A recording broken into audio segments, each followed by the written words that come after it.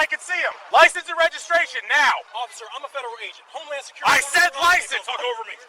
Yeah, we'll see about that. Step out of the car, now. I don't want to reach for my phone to call my Don't move, hands on the wheel, do it. Dispatch, send me another unit, possible 1032. Copy, unit on Keep staring straight ahead, big guy. Hands where I can see him, now. Officer, I'm with Homeland Security. Both hands on the wheel. License, don't talk, just show me. My credentials are Give right. it here, now. Yeah, right, nice try. Step out of the car. I'd like to call my supervisor. Don't reach, hands on the wheel, do it. Dispatch, send me units possible. A black man in a navy blue federal uniform stopped on the shoulder of I-95, hands visible on the steering wheel of a black Dodge Charger with government plates, completely aware that something was terribly wrong with this encounter.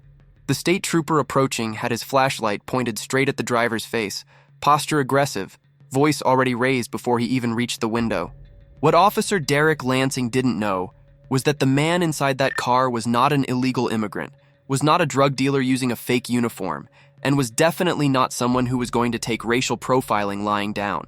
He was Special Agent Marcus Rivera, United States Department of Homeland Security, and he had spent 12 years protecting borders, investigating domestic terrorism, and training police officers on exactly the kind of constitutional violation he was about to suffer. Before we continue, what city are you watching from? We love to know. If it's your first time here, hit that subscribe button. Stories like this need to be heard, and your subscription helps us bring more truth to the light. It was March 14th, 2023, 9:47 p.m., on a stretch of Interstate 95 between Jacksonville and Miami. Marcus was returning from a 72-hour operation in Key West, exhausted, driving within the speed limit, no infractions, no reason for a stop.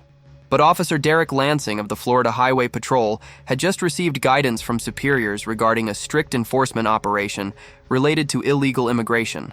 In his mind, a dark-skinned man driving a government car at night was suspicious enough. He hit the sirens. Lansing's body cam began recording automatically the moment he activated his lights. Timestamp 9:48:03 p.m. High-definition equipment with two-way audio, a sensitive microphone capable of picking up even rapid breathing. The very device made to protect officers from false accusations was about to become the irrefutable evidence that would destroy Lansing's career and cost the state of Florida $2 million.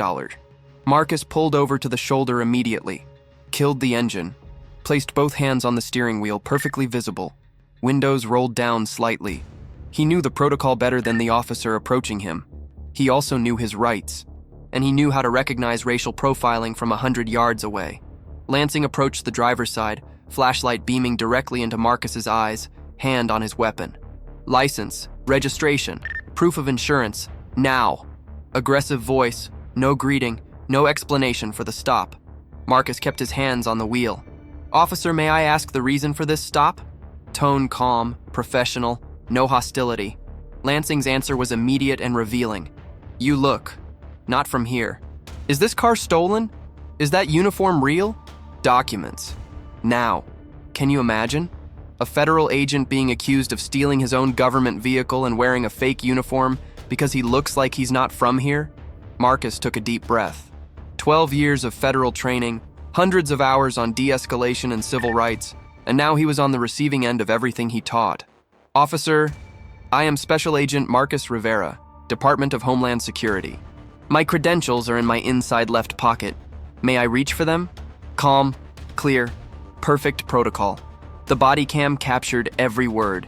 Lansing took a step back, hand firm on his holster. Slowly, very slowly, Marcus moved his left hand slowly, using only 2 fingers, and retrieved the black leather wallet with the gold Federal Eagle engraved on the front. He opened it, displayed the credentials with photo, full name, top secret clearance, badge number. Lansing took the wallet, examined it for 15 seconds under the flashlight, and then said something that would be recorded in high definition forever. This could be fake. Do you speak Spanish? Where are you really from? Timestamp 9:51:47 p.m., the exact moment Officer Derek Lansing turned a questionable traffic stop into an 8-figure legal catastrophe. Marcus didn't answer immediately. He let the silence hang heavy. Then, with a voice still controlled but now with a noticeable edge, Officer, I have just shown you valid federal credentials issued by the United States Department of Homeland Security.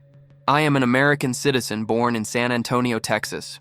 Now I ask you again, what is the legal reason for this stop? Lansing ignored the question.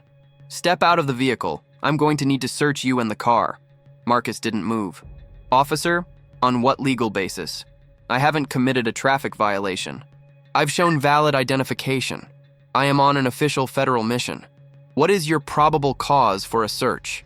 Lansing's response revealed exactly the type of training he never received. "Are you refusing to obey a police order? That is obstruction. Get out of the car." What Lansing didn't know, because he apparently spent a 9-year career without reading the Fourth Amendment, is that federal agents on official duty have jurisdictional immunity. State police cannot detain, search, or arrest a federal agent without authorization from federal superiors. Marcus knew this. Lansing was about to find out the hard way. "Officer, I am going to call my supervisor at the Miami field office. He will confirm my identity and explain why you do not have the authority to detain me." Marcus reached for the phone in the center console. Lansing reacted as if it were a gun. "Drop it! Hands on the wheel!" Screaming now. Hand on his holster, unbuttoning the retention strap. The situation had escalated from a questionable encounter to potentially lethal in less than 4 minutes. All recorded. All in high definition. All completely unnecessary. How does a trained officer mistake federal credentials for a fake document? How does "you look like you're not from here" become probable cause? Timestamp, 9:56, 12 p.m. Lansing called for backup. "Dispatch code 1078, uncooperative suspect, possible federal officer impersonator, requesting immediate backup." Within 6 minutes, 3 cruisers arrived. 6 officers, blue and red lights illuminating the night, traffic slowing down to watch the spectacle. Marcus Rivera, a federal agent with top-secret clearance, sitting inside his own official vehicle, surrounded by 7 state troopers who believed, or pretended to believe, that he was an imposter. The supervisor who arrived, Sergeant William Kowalski, 23 years with the Highway Patrol, approached the window. Marcus repeated everything from the beginning: name, rank, credentials, official mission, request to contact a federal supervisor. Kowalski examined the credentials for 30 seconds. Then he made the call Lansing should have made 10 minutes prior. He dialed the 24/7 federal verification number printed literally on the credentials themselves. The federal operator confirmed in 45 seconds. Marcus Antonio Rivera, Special Agent GS-13, assigned to the Miami field office, currently in active status. Kowalski hung up, looked at Lansing, looked at Marcus, and then committed the second catastrophic error of the night. Instead of releasing Marcus immediately with profuse apologies, he decided to complete the verification by asking for the vehicle documents. Marcus handed them over. Federal registration, active government plates, institutional insurance, everything correct, everything legal, no infraction, no reason for the stop. And yet, Kowalski kept Marcus detained for another 11 minutes while he confirmed information that had already been confirmed. 11 minutes of public humiliation, traffic crawling by filming with cell phones, a federal agent treated like a criminal on the side of the road. Timestamp 10:09:34 p.m. Kowalski finally returned the documents. "You are free to go. Have a good night." No apology, no explanation for the reason for the stop, no acknowledgement of the clear violation of protocol. Just, "have a good night," as if detaining federal agents without probable cause was acceptable routine. Marcus didn't start the car immediately. He looked directly into Kowalski's body cam and said something that would be cited word for word in the lawsuit. "Sergeant, I've driven this road for 8 years. I've never been pulled over. Today, wearing a federal uniform with government plates without committing any infractions, I was stopped because I look like I'm not from here. I will ensure this recording never disappears, and I will ensure this never happens to anyone else." Kowalski didn't answer. He turned and walked back to his cruiser. Marcus started the car, hands shaking now, adrenaline finally crashing.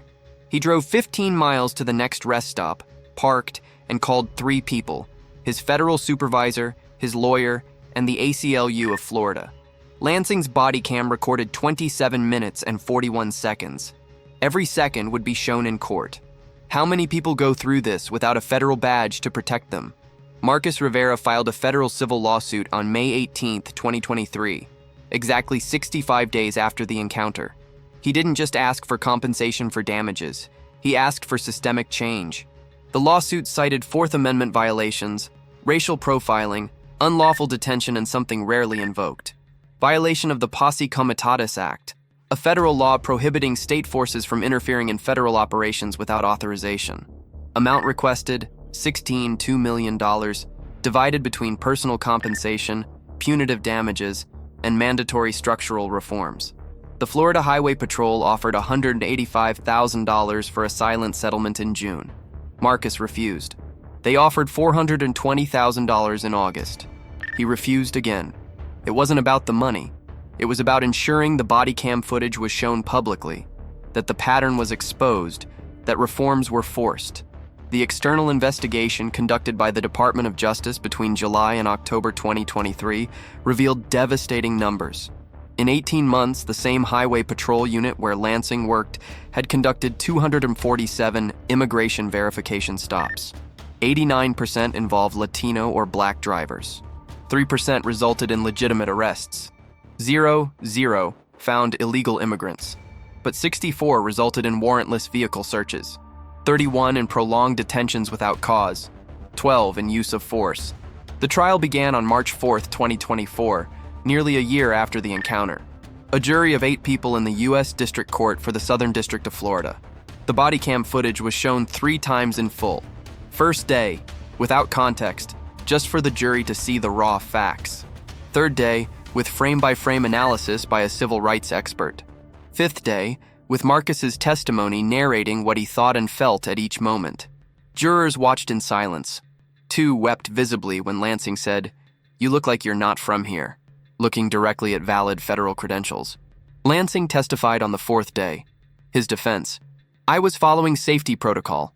Marcus's lawyer asked, "What protocol authorizes detaining a federal agent with valid credentials because he looks like he isn't from here?" Lansing didn't answer. Kowalski testified on the 5th day. His defense: "We wanted to be absolutely sure." The question: absolutely sure after the federal operator confirmed his identity? Or absolutely sure after 11 minutes of public humiliation seemed like enough? No answer. The jury deliberated for 4 hours. Unanimous verdict: $16, $2 million, $4, $2 million in direct compensation for Marcus, $12 million in punitive damages against the state. Most importantly, a mandatory court order for reforms including mandatory quarterly racial profiling training, a review of 100% of immigration verification stops, and an annual external audit for 5 years. Lansing was fired in April 2024. Kowalski was demoted and transferred.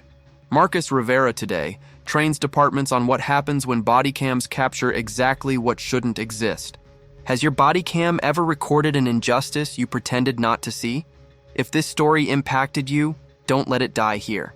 Share this video with someone who needs to know that their rights exist, even when uniforms try to convince them otherwise. And if you want more real body cam cases exposing abuses of power, subscribe to the channel and hit the bell. Every week we have stories like this that the mainstream media doesn't show. Leave it in the comments. Do you believe 27 minutes of recording is really worth $16, $2 million, or is the price of dignity higher than any number?